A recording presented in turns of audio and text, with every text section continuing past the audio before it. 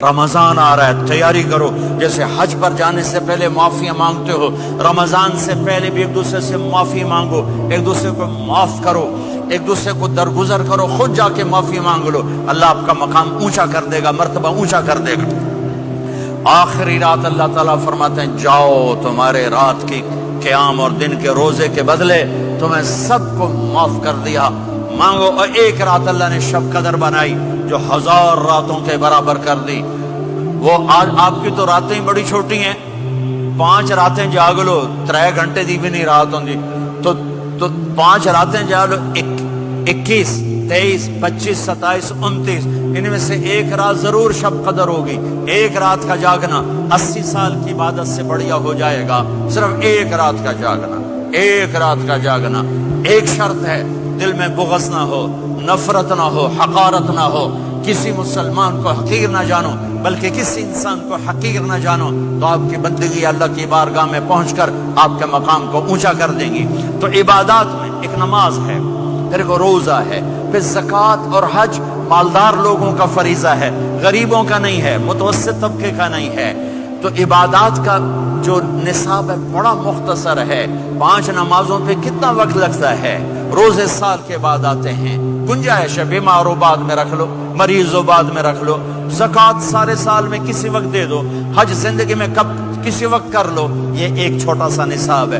دوسرا میرے نبی کی زندگی کا پہلو جسے میں ہائی لائٹ کرنا چاہتا ہوں، جو نمایاں ہے، جو روشن ہے، وہ میرے نبی کی زندگی ہے، وہ میرے نبی کے اخلاق ہیں، وہ میرے نبی کا درگزر ہے، میرے نبی کا پیغام محبت ہے۔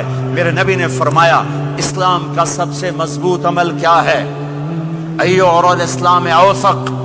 صحابہ نے کہا الصلاۃ، نماز، آپ نے کہا نہیں۔ جہاد، آپ نے کہا نہیں۔ روزہ، آپ نے کہا نہیں۔ حج، آپ نے کہا نہیں۔ اسلام کا سب سے مضبوط عمل کیا ہے؟ صحابہ، نماز، جی نہیں۔ جہاد نہیں، روزہ نہیں، حج نہیں۔ اچھا یا رسول اللہ پھر کیا ہے؟ سنو غور سے، توجہ سے۔ میرے نبی نے فرمایا اسلام کا سب سے مضبوط عمل آپس میں محبت کرنا ہے، اللہ کے لیے محبت کرنا ہے، اللہ کے لیے محبت کرنا ہے، اللہ کے لیے محبت کرنا ہے۔ اسلام پیغام محبت ہے، میرے نبی کی زندگی محبت کی پوری تصویر ہے، کسی سے نفرت نہیں، بغض اللہ کے لیے، محبت اللہ کے لیے۔ یہ اسلام کا سب سے مضبوط عمل ہے۔ میرے بھائیوں، میری رہو، امت بن کے رہو، مومن بن کے رہو، مسلم بن کے رہو، مومنہ بن کے رہو، مسلمہ بن کے رہو۔ اختلاف رائے کو برداشت کرو۔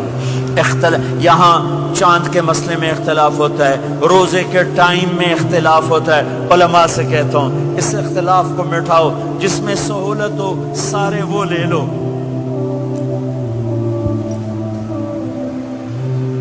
امت میں تفریق نہ پیدا کرو۔